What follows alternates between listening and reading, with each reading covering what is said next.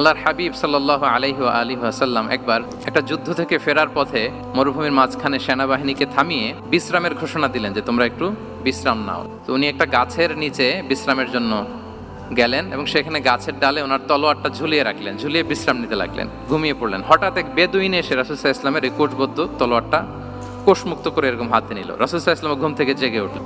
এবার বেদুইন বলতে আরম্ভ করলো, মাইয়ামনাউকা মিন্নি, এই মুহাম্মদ তোমাকে এবার কে বাঁচাবে বলো, এই তো আমার হাতে তলোয়ার।